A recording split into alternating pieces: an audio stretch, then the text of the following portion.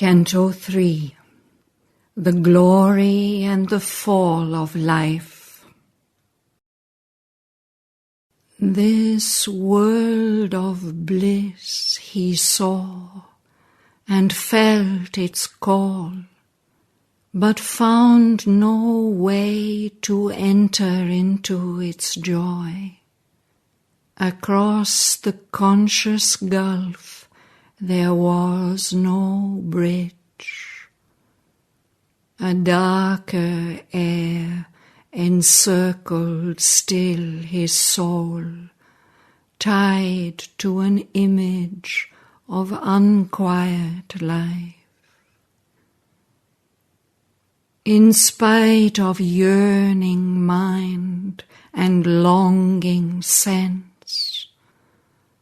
to a sad thought by grey experience formed, and a vision dimmed by care and sorrow and sleep, all this seemed only a bright, desirable dream, conceived in a longing distance by the heart of one who walks in the shadow of earth pain. Although he once had felt the Eternal's clasp, too near to suffering worlds his nature lived, and where he stood were entrances of night. Hardly too close beset by the world's care can the dense mould in which we have been made return sheer joy to joy, pure light to light. For its tormented will to think and live, first to a mingled pain and pleasure woke, and still it keeps the habit of its birth. A dire duality is our way to be. In the crude beginnings of this mortal world, life was not, nor mind's play, nor heart's desire. When earth was built in the unconscious void, and nothing was save a material scene, identified with sea and sky and stone, her young gods yearned for the release of souls asleep in objects, vague, inanimate. In that desolate grandeur, in that beauty bare, in the deaf stillness, mid the unheeded sounds, heavy was the uncommunicated load of Godhead in a world that had no needs. For none was there to feel or to receive. This solid mass, which brooked no throb of sense, could not contain their vast creative urge. Immersed no more in matter's harmony, the spirit lost its statuesque repose. In the uncaring trance, it groped for sight, passioned for the movements of a conscious heart, famishing for speech and thought and joy and love, in the dumb, insensitive, wheeling day and night, hungered for the beat of yearning and response. The poised inconscience, shaken with a touch, the intuitive silence, trembling with a name, they cried to life to invade the senseless mold, and in brute forms awake divinity. Her voice was heard on the mute rolling globe. A murmur moaned in the unlistening void. A being seemed to breathe where once was none.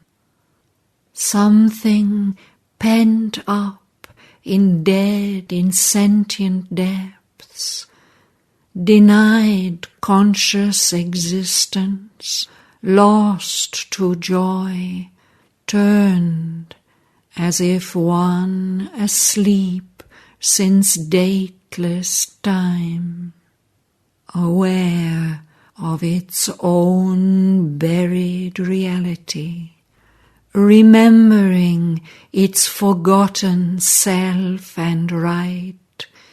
It yearned to know, to aspire, to enjoy, to live. Life heard the call and left her native light, overflowing from her bright, magnificent plain on the rigid coil and sprawl of mortal space. Here too the gracious great-winged angel poured her splendor and her swiftness and her bliss, hoping to fill a fair new world with joy.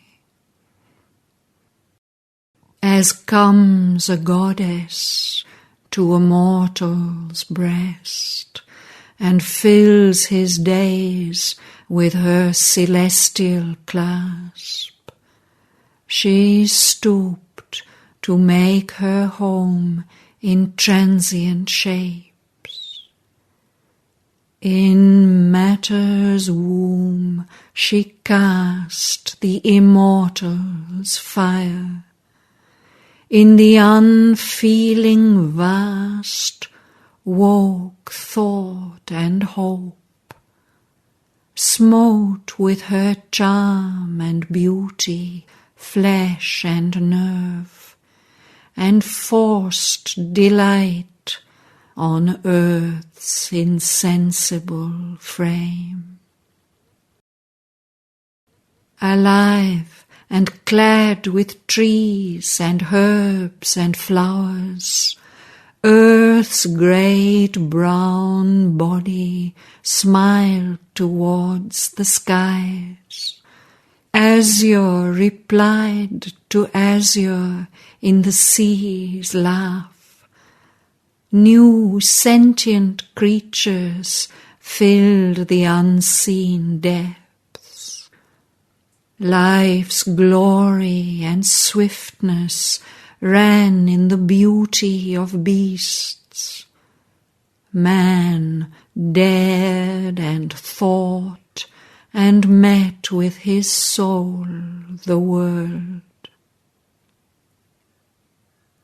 But while the magic breath was on its way, before her gifts could reach our prisoned hearts, a dark, ambiguous presence questioned all.